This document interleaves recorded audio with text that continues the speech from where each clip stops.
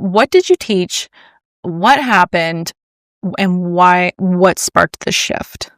Okay, I taught 7th and 8th grade reading in the God same bless your middle heart. school that I attended for 10 years. And I truly believe this. I was born to be a teacher. I have that like bubbly, sarcastic personality that I Yeah. felt like that age of kids really related to. Yeah, I can see that. And I can say this without, I think there's a line between confidence and cocky, and I think it's just confidence.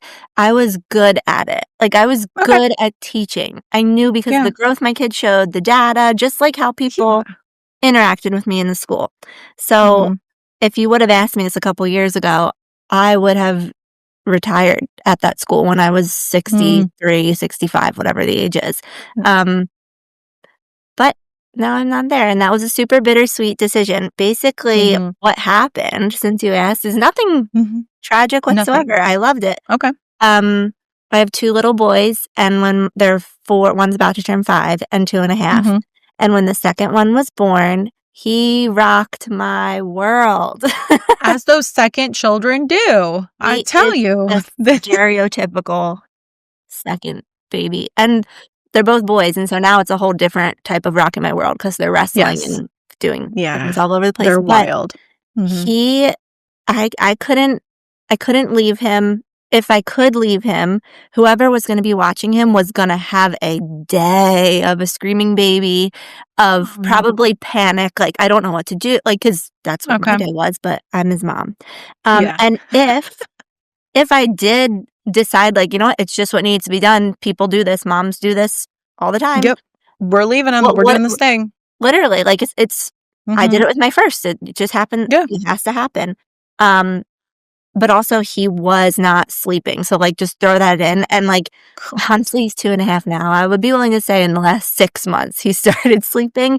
So if I What? did say, forget it, I have to go back, I don't know how I would go back into that classroom with the same peppy, bubbly, Yeah. happy to be there teacher that I was. Sure. And so, like, I always called my students my kids because they were. I love them. I think about them all the time.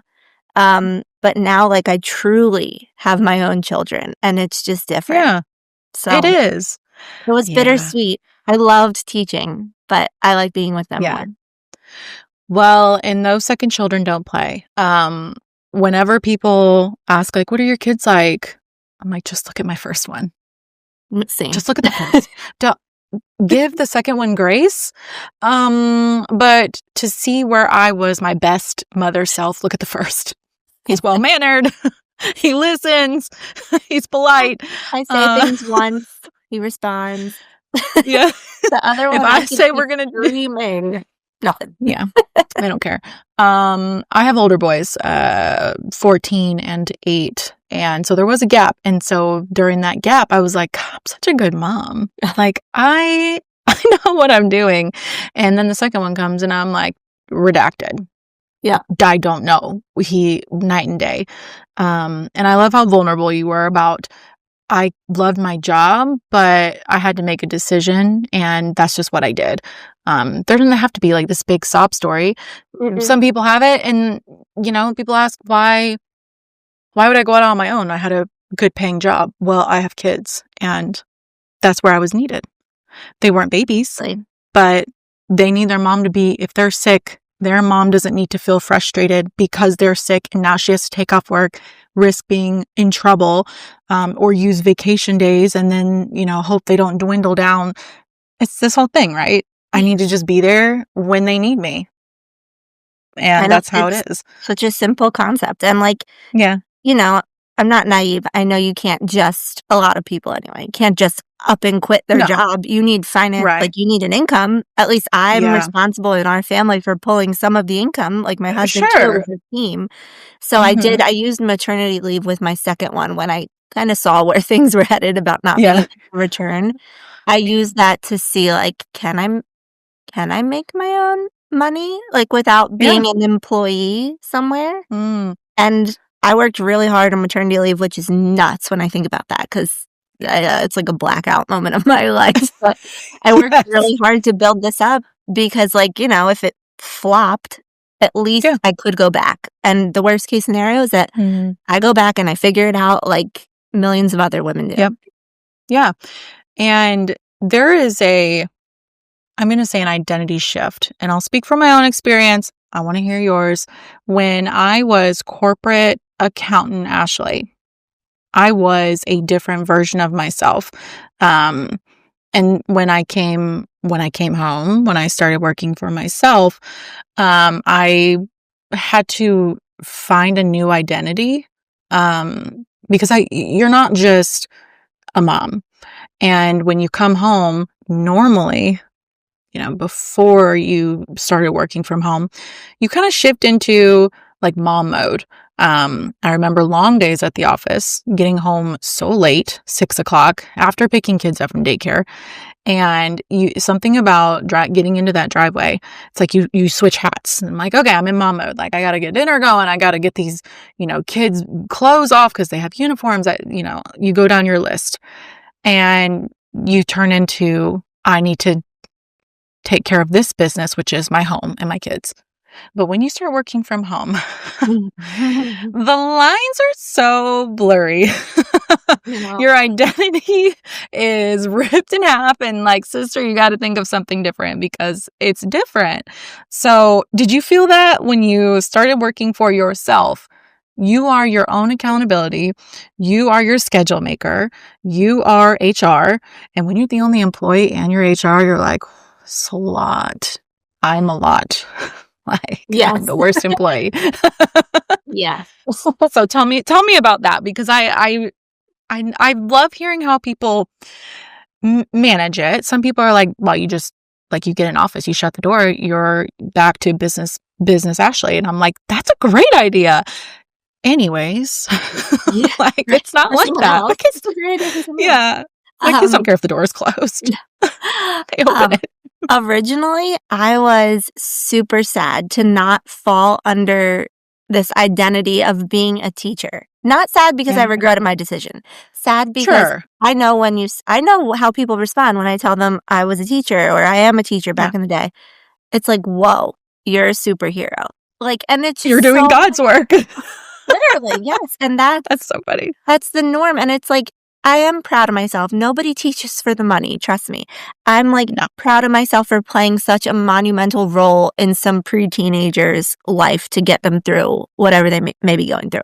So not being a teacher anymore made me feel like I was like something less, because to me, teachers were held by society like such a high pedestal.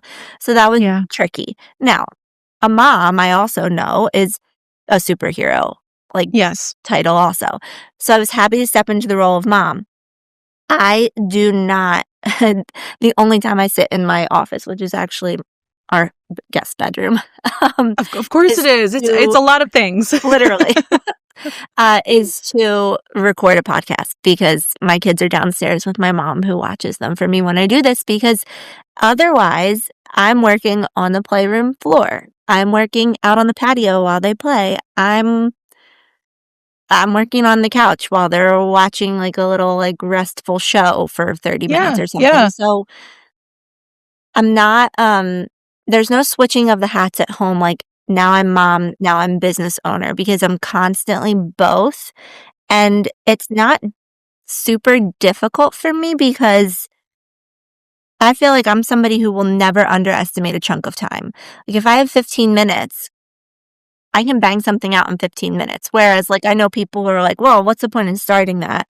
So I kind of built it around like my needs and my own strengths. So, because like you said, when I first started this, people are like, oh, you need to do like time blocks. Guess what? My kids don't give a fuck about a time block. No, they don't care. I'm not it's their block of time. Literally.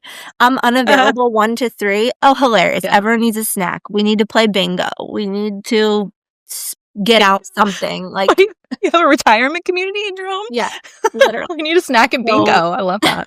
I know. I actually love bingo. It's one of the more mindless games. I do love bingo. I love a good switch in bingo. And that's so true, because there are so many people that want to teach you. They want you to pay to learn like a work-life balance. They want you to pay to manage your time wisely, to do the time block, to highlight the planners, to invest in this project management software that's going to change your life. And sometimes the bottom line is, you have 15 minutes. Let's make the most of 15 minutes and move on with your day. Not get caught up in what you didn't get done, but let's see what we can get done. I know with the break, the past couple weeks, my kids were home and I could show them my calendar and I could show them I have meetings at this time. And they'll be like, yes, we will respect that because my kids are older. They can communicate. We'll respect that. Will they do it? Absolutely not. Absolutely not. Every time I get on a call, I get someone in the background. I hear wrestling in the next room. I'm competing for internet. So you found a way to work with your life, not try to balance it with your life. And that is what has helped you get to where you are. And I had to highlight that because I know a lot of moms listen to this podcast and they're working moms. And there is something so special when you give them permission to just work with your life, stop working against it. I know. Set them free.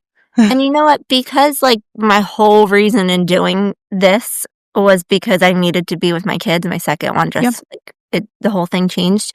I am very upfront with people when I take on a new client that like my kids are here. They go to preschool for like 2.5 hours, but not every day. And they're here. So I only come up in this room to record a podcast. When I have a meeting, they're in the background. If they come over it's a circus. Like it's not a full-blown circus because I feel like I've instilled decent enough expectations for my kids that they can understand, like at their age level. Yeah. But like if a client wasn't okay with me having a kid ask me to open up something while I'm on a call, then that's probably not the ideal client for me anyway.